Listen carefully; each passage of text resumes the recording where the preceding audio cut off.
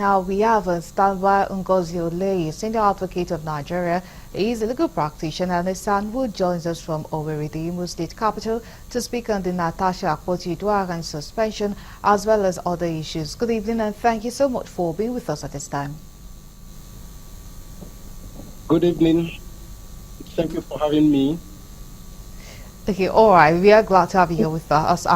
So now the Nigerian Bar Association as well as opposition parties, they have berated the Red Chambers for not giving Natasha ample time to present a sexual harassment case as a legal luminary. How would you react to this? Well, I must tell you, I stand with the bar. It is important to note once the matter is in court, the Senate ought to have stayed whatsoever they had in mind, whatsoever they think they were supposed to do. Once the matter proceeds to court, they should stay action. That is the law. And they must also understand that their actions and their inactions, their deliberations, and the exercise of their legislative powers are subject to judicial scrutiny. That is the provision of the Constitution. So, what they have proceeded to do amounts to flagrant abuse of the Constitution, and it is not the best for all of us. This is quite different from whether I or MBA supports or does not support the senator that they regard as offending them. So my position in that regard is quite clear and irreversible.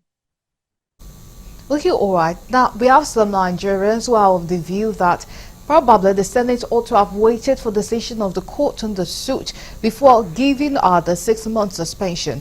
What's your take on this? You see, the position of leadership requires a lot of tolerance, a lot of endurance. I know that ordinarily, whether rightly or wrongly, the Senate will seem embarrassed by the allegation against the president, but it's immaterial once it concerns constitutionalism.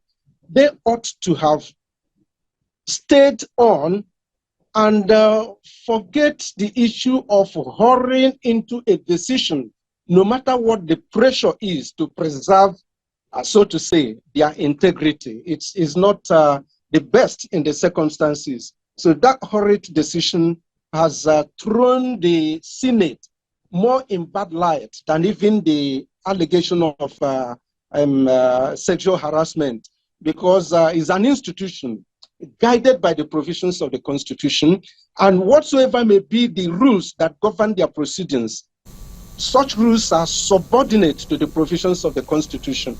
That's my view. They don't need to, no matter how right they think they are, they never needed to rush since an action had been filed.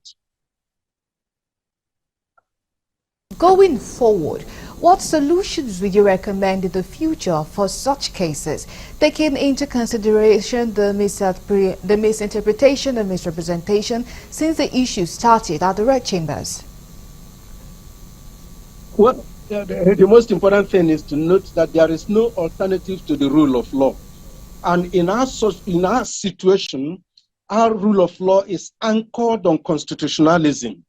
It is a very sordid behavior to proceed the way they did, and such things must be avoided in the future, not by the Senate alone, but by every public officer, every public institution, no matter how high they have placed themselves. And it's irrespective of whether they think that Nigeria has a written constitution or unwritten constitution, as some of them elevate themselves beyond the provisions of the Constitution, or even think that there is no code of moral behavior as far as politics is concerned. These things are quite necessary. Constitutionalism, the rule of law, code of decent behavior, even if it is not written, should guide our political leaders.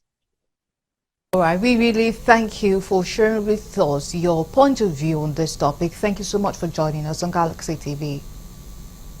Thank you so much for giving me the opportunity. All right, and that's Ngozi, Senior Advocate of Nigeria.